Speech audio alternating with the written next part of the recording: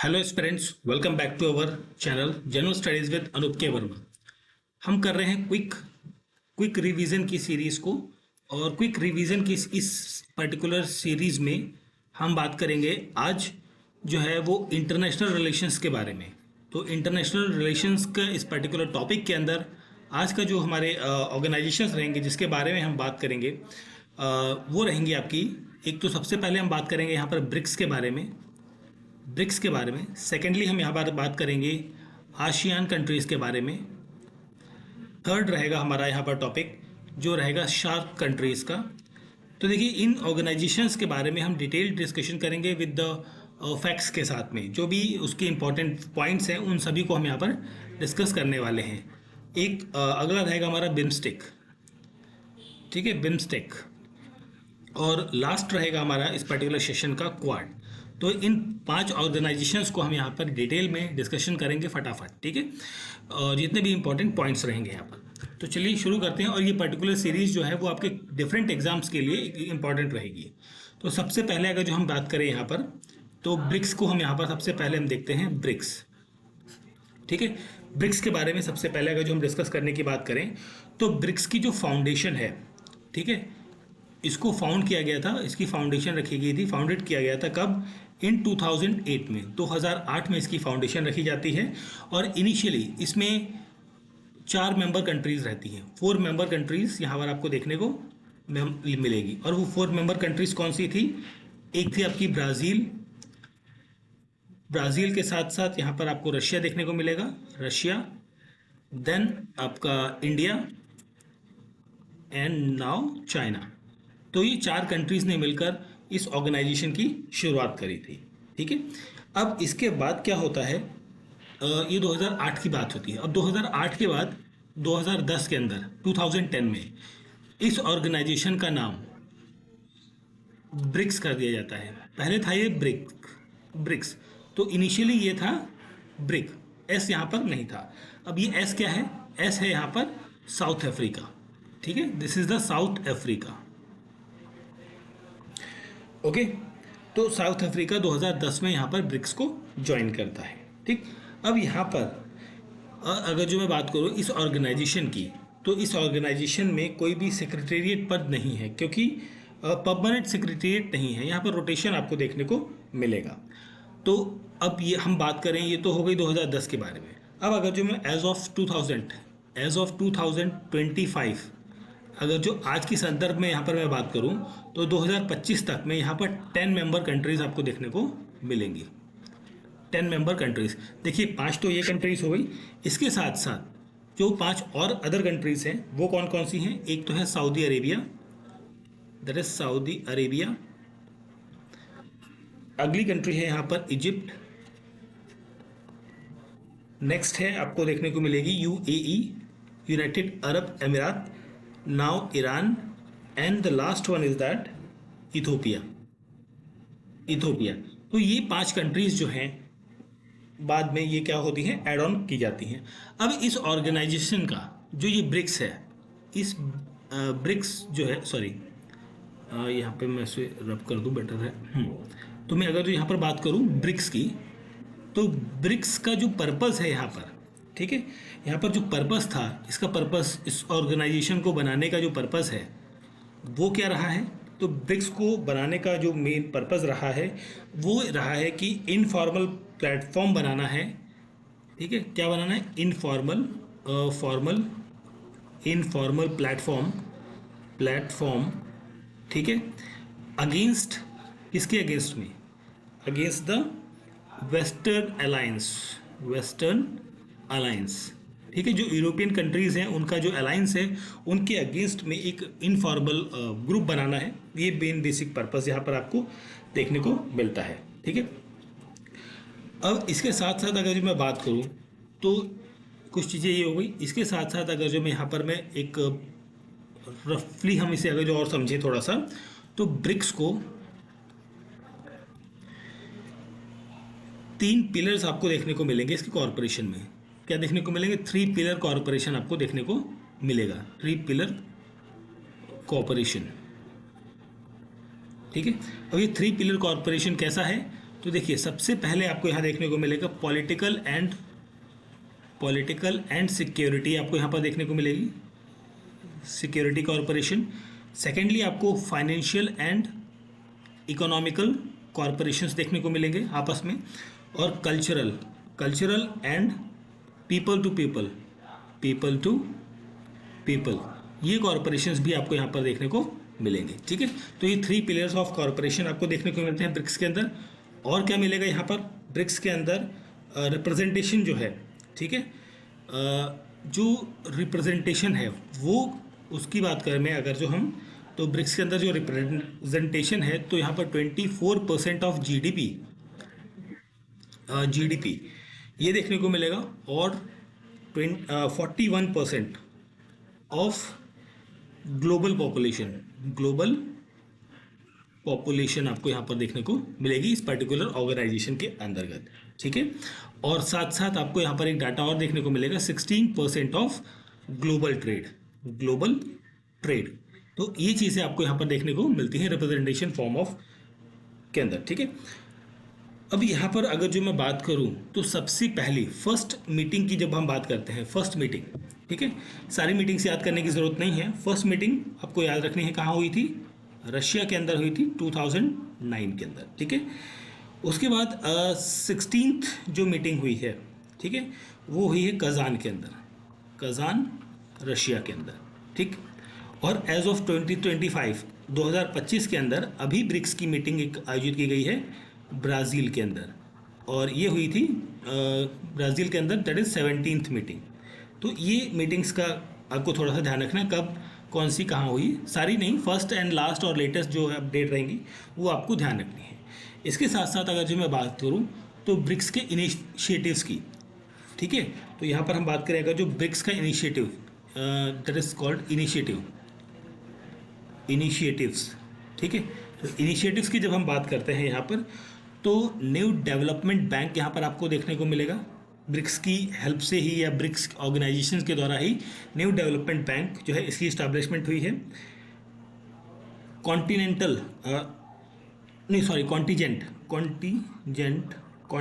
Reserve agreement ये आपको यहाँ पर देखने को मिलेगा। इसके साथ साथ ब्रिक्स का जो ग्रेन एक्सचेंज है, ये आपको यहाँ पर देखने को मिलेगा साथ में, ये इसके इनिशिएटिव रहे हैं। और remote sensing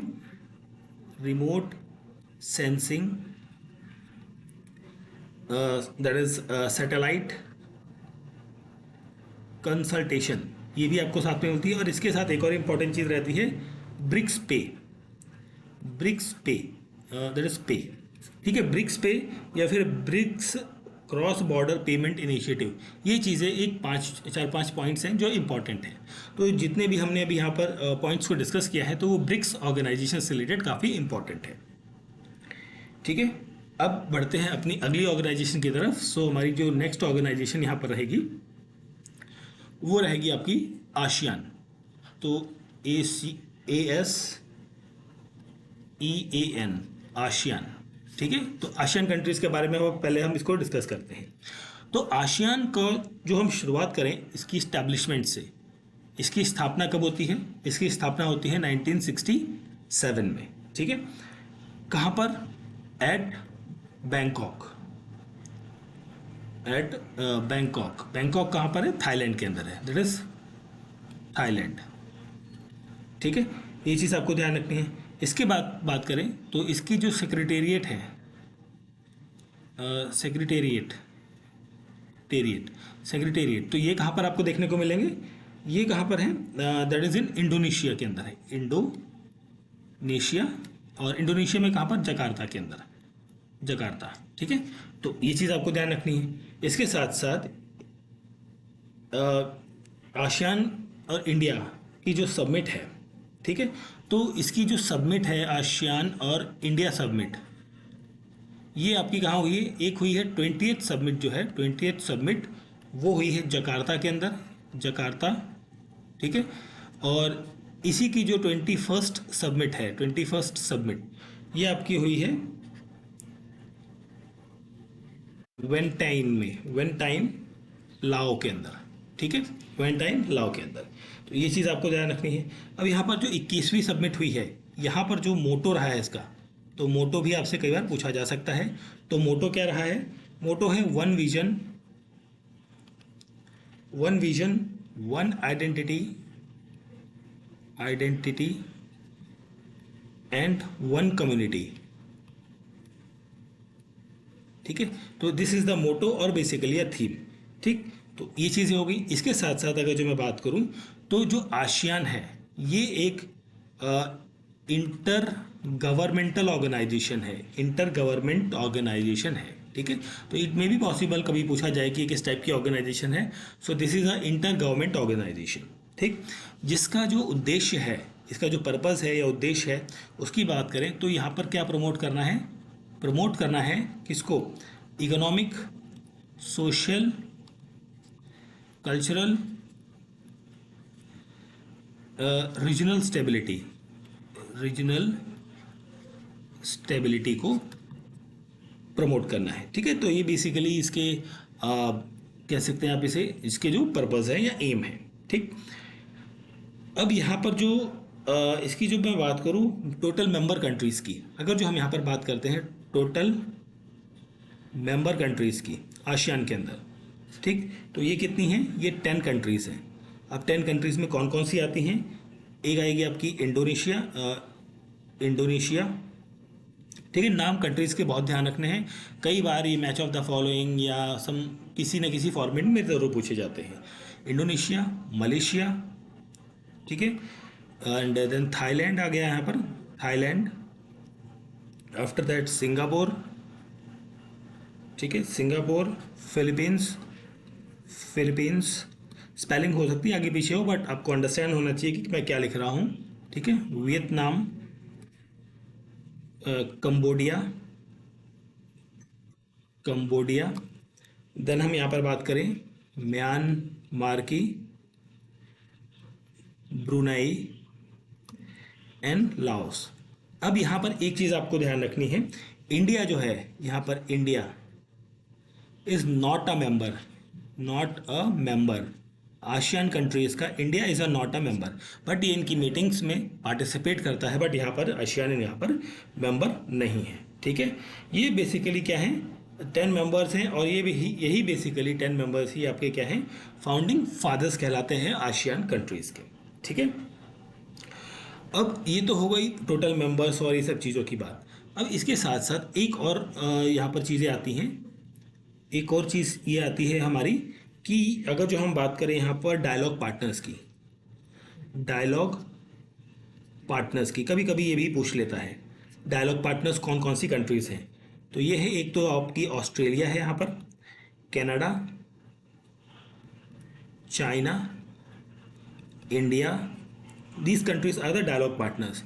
European Union, Japan and Korea, Republic of Korea, और यहाँ पर आपका रहेगा न्यूजीलैंड, न्यूजीलैंड, ठीक है, and Russia, UK and US. So these countries are the dialogue partners, these countries are the founding member और basically the member of this particular organisation ASEAN. ठीक है, तो ये सब चीज़ें थी यहाँ पर। और एक और इम्पॉर्टेंट चीज़ है यहाँ पर जो जिसे कहते हैं हम आसियान डे। ठीक है, आसियान डे, ये आसियान डे सेलिब्रेट किया जाता है हर साल 8 अगस्त को। ठीक है, तो ये चीज़ अभी आपको ध्यान रखनी है। तो ये सब चीज़ें थी हमारी आसियान कंट्रीज़ के बारे में। ठीक है, आई होप सो चीज़ें क्लियर हो गई होंगी। चलिए अब आगे बढ़ते हैं हम अपनी अगली कंट्री की तरफ, सॉरी अगले ग्रुप की तरफ। सो नेक्स्ट हमारा ऑर्गेनाइजेशन है शार्क। ठीक है, तो शार्क, अब शार्क की अब हम बात करें तो शार्क ऑर्गेनाइजेशन जो है ये इस्टेब्लिश होती है, पहले तो हम इसकी शुरुआत करते हैं इस्टेब्लिशमेंट से। ठीक है, तो ये इस्टेब्लिशमेंट इसकी कहाँ होती है? इस्टेब्लिशमेंट तो ये होती है दैट इज इन 8 दिसंबर, 8 दिसंबर 1985 में। ठीक है, कहाँ पर? ढाका के अंदर, ढाका, ढाका इन बांग्लादेश,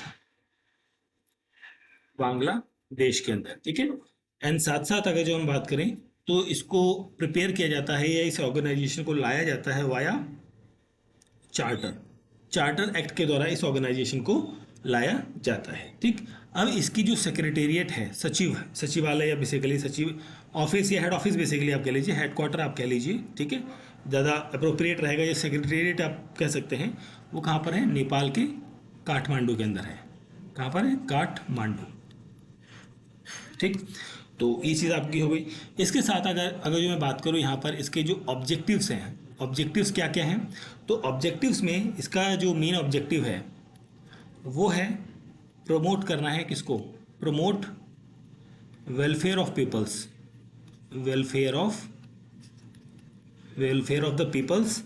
प्रो एक्सेलरेट करना है यहाँ पर progress of progress sorry that is progress को एक्सेलरेट करना है, साथ साथ इकोनॉमिक डेवलपमेंट भी यहाँ पर करनी है। ठीक है, तो उसके तहत जो है वो प्रमोट करना है सोशल या पब्लिक वेलफेयर को। ठीक है, सेंट्रल पिलर जो है for Indian neighbourhood first policy यहाँ पर आपको देखने को मिलेगी शार्क की।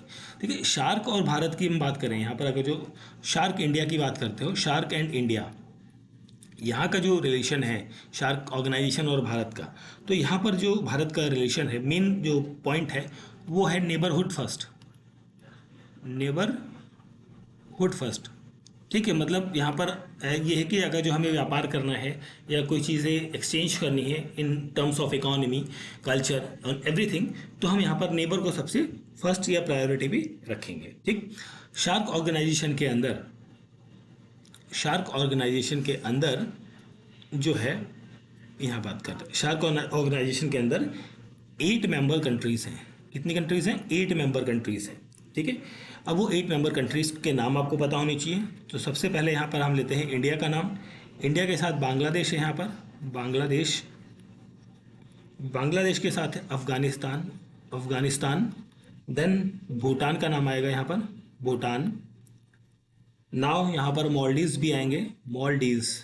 ठीक है, मॉलडीव्स के साथ साथ नेपाल का नाम रहेगा, Nepal, and Pakistan, and the last one Sri Lanka.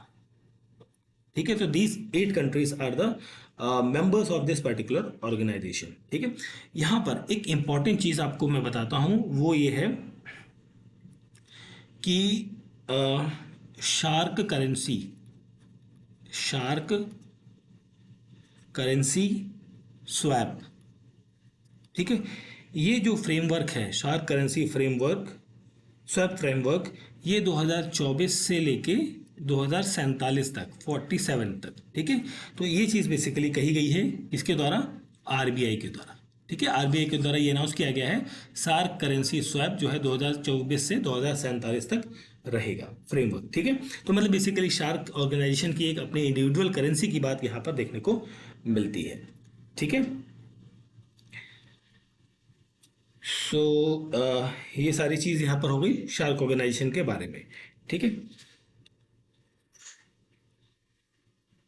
और यहाँ पर कुछ इवेंट्स, यहाँ पर घटनाएं हुई हैं। अगर मैं बात करूँ यहाँ पर शार्क के इनिशिएटिव्स के बारे में, इनिशिएटिव्स के बारे में, तो इनिशिएटिव्स में सबसे पहले आप 2006 की बात करेंगे, तो 2006 में south Asian free trade, south Asian free trade area agreement यहाँ पर आपका साइन हुआ, एग्रीमेंट साइन होता है। ठीक है, 2006 के बाद 2007 के अंदर यहाँ पर शार्क फूड बैंक आपका बनता है, फूड बैंक।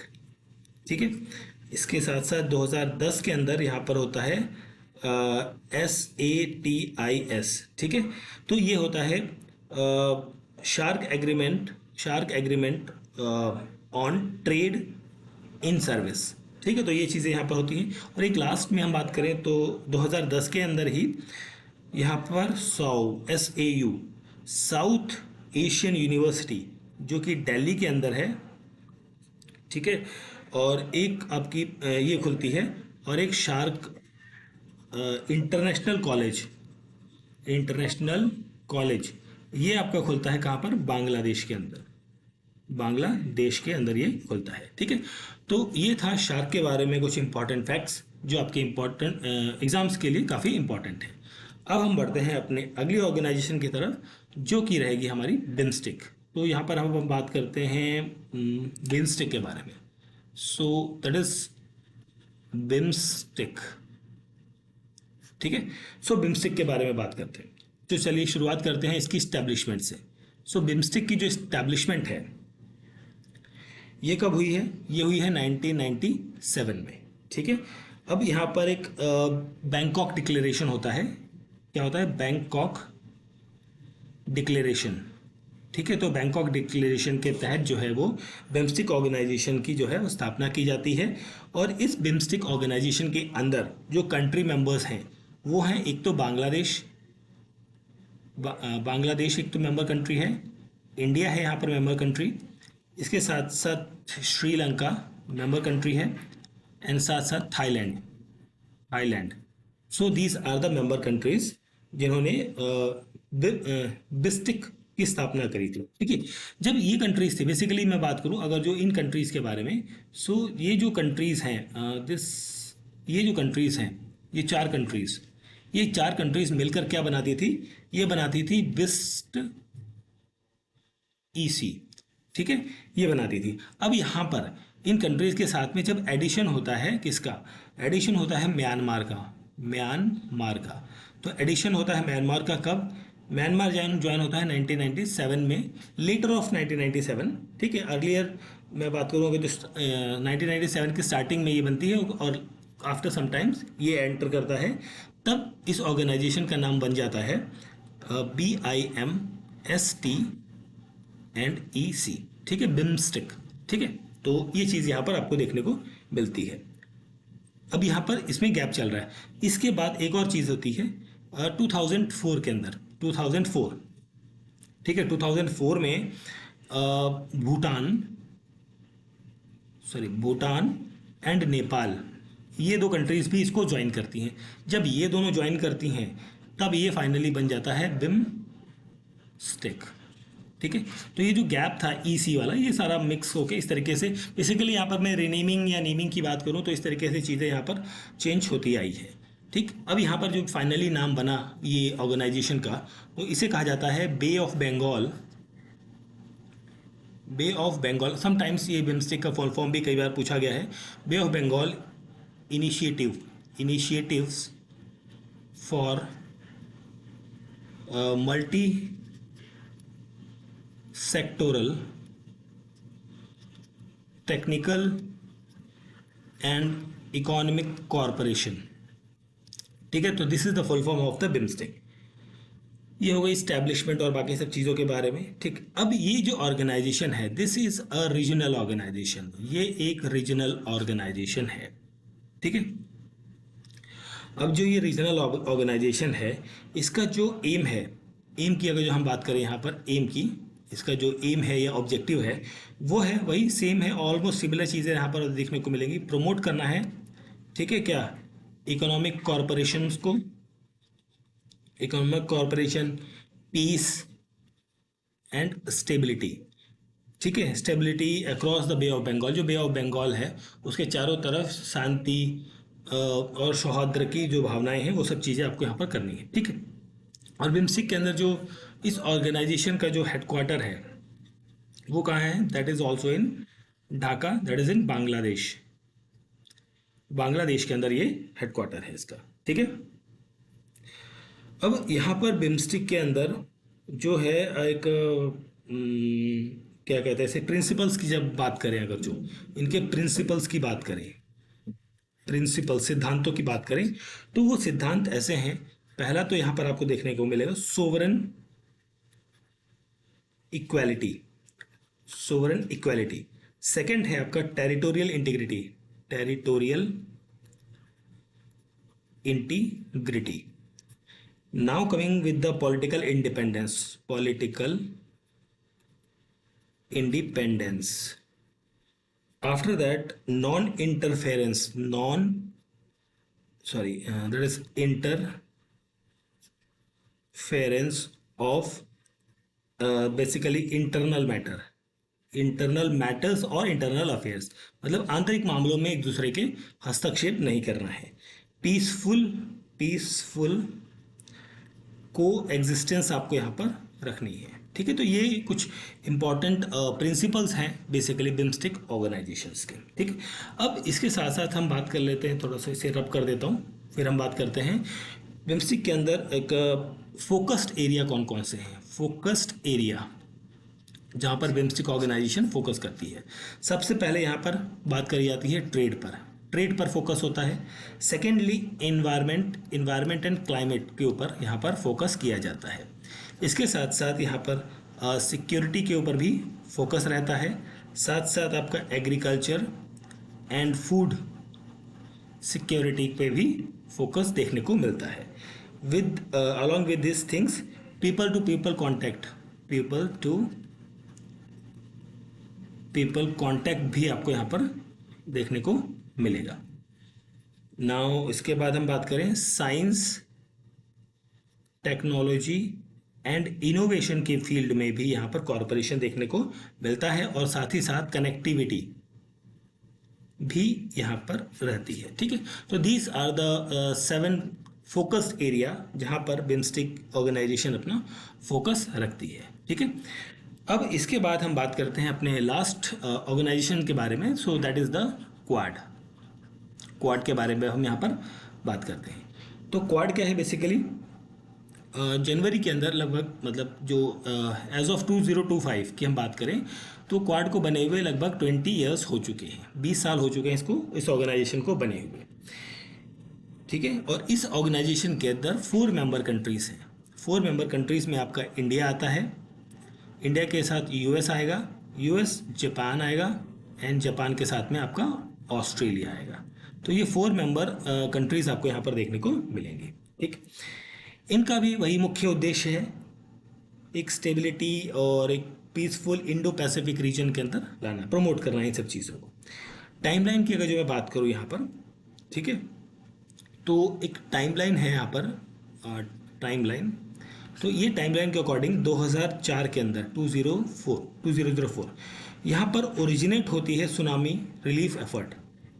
ठीक है, मतलब 2004 में जब सुनामी आती है, तो उसी के साथ साथ इस ऑर्गेनाइजेशन का यहाँ पर एक बेसिकली जन्म होता है कहा जाए। ठीक है, इसके बाद 2007 में इसकी फर्स्ट मीटिंग देखने को मिलती है, फर्स्ट मीटिंग क्वाड ऑर्गेनाइजेशंस की 2017 में। 7 के बाद 17 इंपॉर्टेंट चीज़ों को ही हम यहाँ पर देखते हैं। इस टाइम पर यहाँ पर फर्स्ट ऑफिशियल ऑर्गेनाइजेशन बहुत सारी बन जाती हैं, फिर अपनी ठंडे बस्ते में पड़ी रहती हैं, तो यहाँ पर इस टाइम पर फर्स्ट ऑफिशियल टॉक जो है वो यहाँ पर होती है कहाँ पर, इन फिलीपींस के अंदर। ठीक है, और 2024 में, 2017 के बाद 2024 में यहाँ पर 6th क्वाड लीडर जो है, 6th क्वाड लीडर जो मीटिंग है, ठीक है, या समिट, ये आयोजित की जाती है कहाँ पर, वेलिंगटन के अंदर, दैट इज इन वेलिंगटन के अंदर, जो कि आपका यूएसए के अंदर एक प्लेस है, जिसे इंडिया भी अटेंड करता है। इंडिया क्या करता है, इसे अटेंड करता है। ठीक है, और इसके बाद हम बात करें 2024 के बाद 2025 के अंदर, ठीक है, इंडिया जो है, इंडिया 2025 में इंडिया होस्ट करता है क्वाड की इस सबमिट को। ठीक है, इस मीटिंग को होस्ट करता है यहाँ पर। ठीक, ये सब चीज़ें हो रही हैं। इसके साथ साथ अगर जो मैं बात करूँ कि ये जो क्वाड है, ये एक नॉट बेसिकली एक मिलिट्री अलायंस नहीं है, दिस इज और नॉट अ मिलिट्री अलायंस। एक एग्जाम में मैंने देखा था, पूछा गया था कि Quad is an military alliance और not, so this is not a military alliance, नहीं है ये। ठीक है, पहली बात तो ये ध्यान रखना है। इस क्वाड के अंदर, बेसिकली क्वाड के अंदर आपको टोटल जीडीपी जो है, टोटल जीडीपी वो देखने को मिलेगी अराउंड 30 ट्रिलियन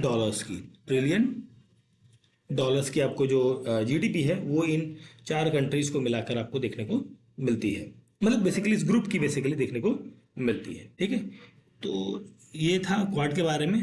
और तो कुछ खास मुझे ध्यान नहीं आ रहा है इसके बारे में। यहाँ पर अगर जो बात करूँ तो एक सेमीकंडक्टर, एक बेसिकली इनिशिएटिव की मैं बात करूँ, इनिशिएटिव जो है एक लिया गया था यहाँ पर, जिसके अंदर था कि सेमीकंडक्टर सप्लाई चेन इनिशिएटिव ये होती है। इस पर काम किया गया था इन 2021 में, ठीक है। ये कुछ चीज़ें थी हमारी इन सब ऑर्गेनाइजेशंस के बारे में, ठीक है। आई होप सो वीडियो आपको समझ में आया होगा, अच्छा लगा होगा। तो हमने इस पर्टिकुलर सेशन के अंदर बात करी है क्वाड के बारे में, बिमस्टिक के बारे में, ठीक है, एंड शार्क ऑर्गेनाइजेशन के बारे में। साथ साथ हमने कौन सा लिया था, ब्रिक्स के बारे में यहाँ पर हमने डिस्कस किया है। ब्रिक्स के साथ साथ हमने डिस्कस किया था आसियान कंट्री के बारे में, ठीक है। तो इन 5 ऑर्गेनाइजेशंस से रिलेटेड जो भी इंपॉर्टेंट चीज़ें थी उनको हमने यहाँ पर डिस्कस किया है, ठीक है। अगले पार्ट के अंदर कुछ और चीज़ों को हम देखेंगे, जो और इंटरनेशनल ऑर्गेनाइजेशंस हैं उनको भी हम यहाँ पर देखेंगे। Thank you for watching.